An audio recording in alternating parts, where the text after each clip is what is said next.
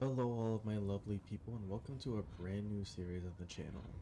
Today, this is Scary Scene Saturday, a series where I take a little spooky scene from any piece of media and I let you know what I think about it, just so I can give you a bit of a pinch of fear to start your weekend.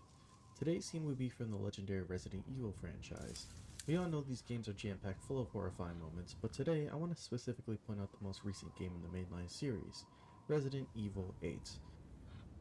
Now, if you've played this game already, then you already know what I'm going to be talking about today. RE8 isn't the scariest game in the series by a wide margin, especially compared to the one that came before it. There are a few scares here and there sprinkled in, but it's much more on the action-oriented side of things like in 4.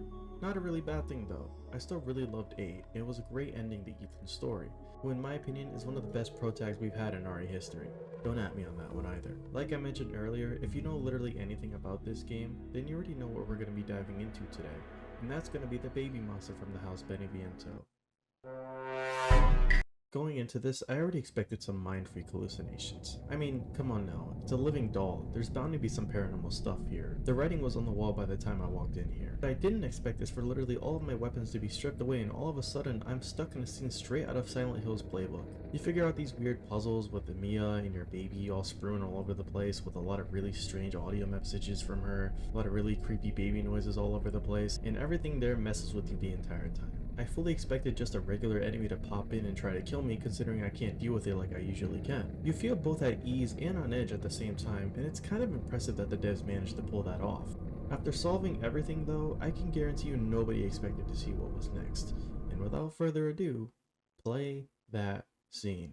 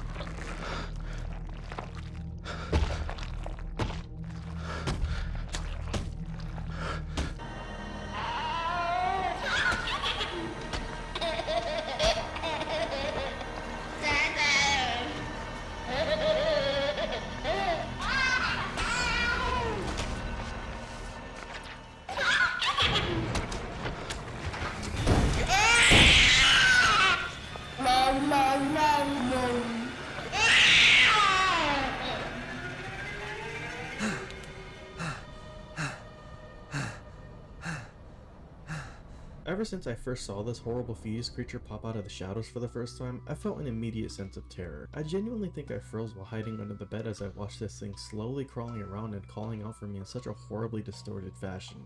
I was in one of those states where I was silently telling Ethan to go go go go go, while I was sprinting to the elevator out of there. Like I said before, RE8 does have a few scary moments here and there, but nothing to this extent.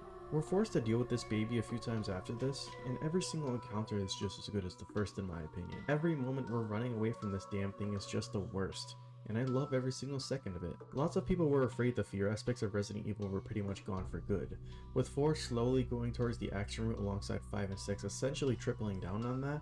Lots of people understandably missed the scary factor of the franchise. I mean, it was really part of its entire identity, which is why I'm so glad 7 not only brought it back, but in my opinion, saved the series. With 8, it seemed like they were really trying to keep that consistent tone. They ultimately leaned towards the action again, but like I said before, I didn't mind it too much. But I'd be lying if I said part of me wasn't hoping we'd at least get one purely terrifying moment, and I'm so glad that is what actually happened. The entire game you're going around this village and blasting everything standing in your way, feeling like an absolute badass and mowing down these lycans like no tomorrow. After shredding through House Dimitrescu, you fully expect to do the same at Donna's place, right? What is there that you haven't seen already? It's just a weird creepy doll, right? All of a sudden the entire genre changes, going from survival horror to just pure horror. It's such an insane tonal shift I didn't expect in the slightest. I mentioned Silent Hill already, but this moment really is reminiscent of PT.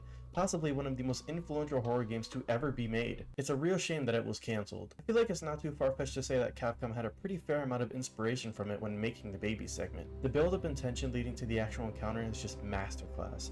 Is it crazy to say that this may be one of the scariest segments in the entirety of Resident Evil? There's just something about this that always disturbs me every time I watch it. The baby's assorted cries and screams never fail to give me the chills. The baby itself doesn't necessarily have a real backstory to it. It's highly unlikely that the creature is just one of those many hallucinations that were caused by the flowers inside of Donna's house. I never really knew it was flowers until I really looked into it too. I have some speculation when it comes to what the baby is supposed to represent as a whole. Allow me to put my tinfoil hat on for a bit and look beyond Capcom just wanting to make a creepy baby monster. So as it stands, my current theory on this is the baby is supposed to represent the potential monstrosity Ethan's daughter Rose may end up becoming. Quick spoiler warning going forward, at the end of the game it's revealed that Ethan originally died at the start of 7. The mold, which is pretty much the catalyst for basically everything that's going on, infected Ethan and basically resides inside the entirety of his body. It's why he can survive some of the most absurd things that happen to him throughout these games. It may also be why Donna portrayed this monster like this to Ethan. I firmly believe she did this to prevent him from leaving because she herself feared the possibilities of Rose. I mean, if you look back at the cutscene,